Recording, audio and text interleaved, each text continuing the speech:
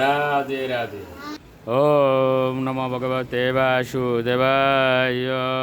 ওম নমো ভগবতে বাসুদেবায়।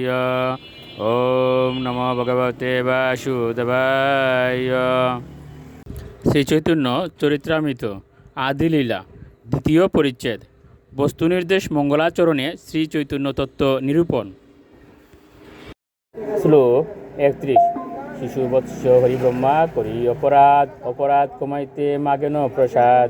লোকার্থ: শ্রীকৃষ্ণের খেলার সাথী ও গোবৎসদের হরণ করে শ্রীকৃষ্ণের চরণে ব্রহ্মা অপরাধ করেছিলেন, তাই অপরাধ খণ্ডন করার জন্য তিনি ভগবানের কাছে কৃপা ভিক্ষা করেন। শ্লোক 32।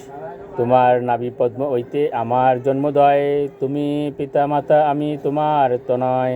লোকার্থ: তোমার নাভি পদ্ম থেকে আমার জন্ম হয়েছে, তাই তুমি আমার পিতামাতা এবং আমি তোমার সন্তান। শ্লোক 33। পিতামাতা বালকে না লয় অপরাধ, অপরাধ কম মুরে করহ প্রসাদ। লোকার্থ: পিতামাতা কখনো তাদের শিশু সন্তানের অপরাধ গ্রহণ করেন না, তা আমি তাই তোমার কাছে প্রার্থনা করছি, আমার প্রতি কৃপা পরবশ হয়ে আমার এই অপরাধ ক্ষমা করো। 34।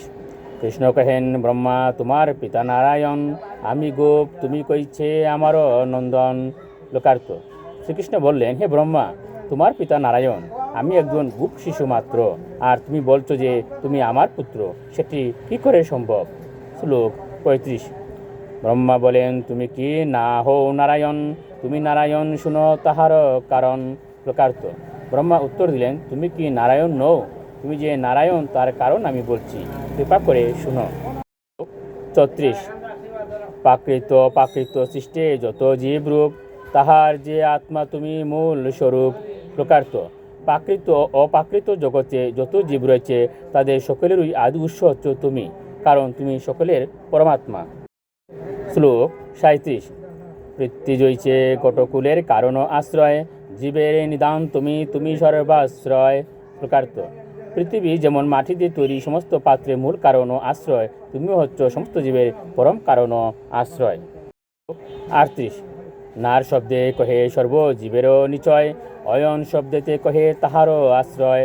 লোকার্থ: নার শব্দে সমস্ত জীবকে বোঝানো হয় এবং অয়ন শব্দে তাহা তাদের আশ্রয়কে বোঝায়। শ্লোক 39। অতএব তুমি হও মূল নারায়ণ, এই এক এত শুনো দ্বিতীয় কারণ। লোকার্থ: তাই তুমি হচ্ছ মূল নারায়ণ, সেটি হচ্ছে একটি কারণ, এখন কৃপা করে দ্বিতীয় কারণটি শুনো। শ্লোক 40।